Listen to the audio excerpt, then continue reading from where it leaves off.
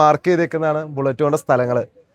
ഏകദേശം 1600ഓളം bullets fire ചെയ്യുമെന്ന് പറയുന്നത്. അന്ന് ഗോൾഡൻ ടെമ്പിളിന് ശേഷം നമ്മൾ നേരെ വന്നത്, നിങ്ങൾക്ക് ഈ സ്ഥലം കാണുമ്പോൾ തന്നെ മനസ്സിലാകും, ജാലിയൻ വാലാബാഗ് നടന്ന സ്ഥലമാണ്. നമ്മളെല്ലാവരും പഠിച്ചതുപോലെ തന്നെ ഏപ്രിൽ 13, 1919 ജാലിയൻ വാലാബാഗ് നടക്കുന്നത്. അന്ന് അവിടെ എന്താ നടന്നതെന്നുള്ളത് ഒരു തിയേറ്ററിക്കൽ എക്സ്പീരിയൻസിലൂടെ ഇവിടെ പറഞ്ഞു തരുന്നുണ്ട് കേട്ടോ. പ്രൊജക്ട് ചെയ്ത് ഫുൾ ചരിത്രങ്ങൾ പറയണതാണ്.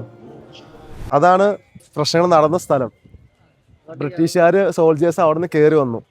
ഇവിടെ അപ്പോൾ പഞ്ചാബികളുടെ ഒരു ഫെസ്റ്റിവൽ നടക്കുമായിരുന്നു. അതിന്റെ കൂടെ പ്രൊട്ടസ്റ്റിനെതിരായിട്ടുള്ള കുറെ ആളുകൾ ഉണ്ടായിരുന്നു. കയറി വന്ന അവര് ഒറ്റയ്ക്ക് ഓർഡർ കൊടുത്തു എല്ലാവരും വെടിച്ച് തീർക്കാൻ. അവിടെ നോക്കിക്കഴിഞ്ഞാൽ സ്ക്വയറിൽ കുറെ സാധനങ്ങൾ കാണും. അത് ബുള്ളറ്റ് കൊണ്ടതിന്റെ പോയിന്റ്സ് ആണ്. അവിടെ ഇപ്പോഴും തുളകളുണ്ട്. അവിടെ ഉണ്ട് ബുള്ളറ്റ് കൊണ്ട സ്ഥലങ്ങളും. നിങ്ങളുടെ ബാക്കിൽ ഈ കാണുന്നതാണ് ഇവിടുത്തെ പ്രശസ്തമായ കിണർ, ജാലിയൻവാല ബാഗിലെ.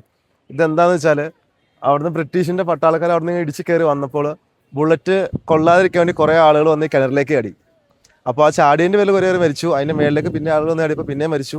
അങ്ങനെ ഏകദേശം 120ഓളം ബോഡി അതിൽ നിന്നും കിട്ടി. മാർക്ക് ചെയ്തേക്കുന്നതാണ് ബുള്ളറ്റ് കൊണ്ട സ്ഥലങ്ങൾ. ഏകദേശം 1600ഓളം ബുള്ളറ്റ്സ് ഫയർ ചെയ്യുമെന്ന് പറയുന്നത്. അന്ന് ഓട്ടോമാറ്റിക് അല്ലല്ലോ, ലോഡ് ചെയ്ത് അടിക്കാണ്ട് 1600ഓളം ബുള്ളറ്റ്സ് ഫയർ ചെയ്യുമെന്ന് പറയുന്നത്.